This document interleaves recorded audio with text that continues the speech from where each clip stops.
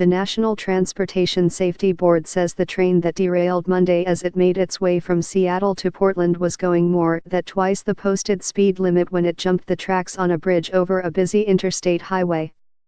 Preliminary indications are that the train was traveling 80 miles per hour in a 30-mile-per-hour track, NTSB member Bella Dinzer said Tuesday.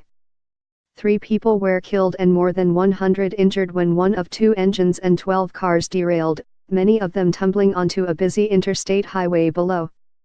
As rain poured down Tuesday, cranes moved in to clear the damaged cars from Interstate 5, one of the busiest highways on the West Coast, which authorities said may remain closed for several days. NTSB officials said that investigators had not yet spoken with the train crew and they were uncertain whether the crew was familiar with the speed limits in the zone. The train was making its inaugural run on a 14.5-mile stretch of recently refurbished track. 2 of the 3 people who died Monday were identified as Zach Wilhoit and Jim Hamra, both train buffs who were eager to be aboard the inaugural run of the Amtrak train over the new route. If the automatic braking system known as Positive Train Control, PTC, had been operating, sensors along the track bed would have slowed the train before it entered left-hand curve where it derailed, and the wreck that caused their death could have been avoided, investigators said. It can prevent collision, said Deborah A.P.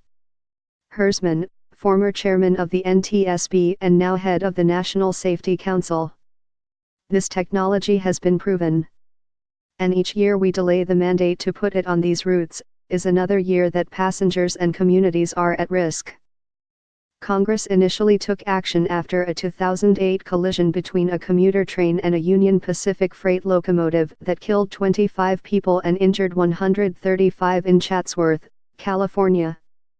At that time, Congress mandated that all railroads have PTC installed by the end of 2015. Though the Federal Railroad Administration pressed the railroads to complete the PTC system, the railroads told Congress in 2015 that PTC technology was too complex and the $14.7 billion cost to equip freight and commuter lines was prohibitive. Congress, which has received $56 million in campaign contributions from the railroads since 1990, relented. The lawmakers voted to extend the PTC deadline until 2018 and left open the possibility they might grant a further extension until 2020. The shameful part, the disappointing part, is that Positive Train Control should have been implemented nationwide long ago, and it hasn't been, Dinzer said Tuesday.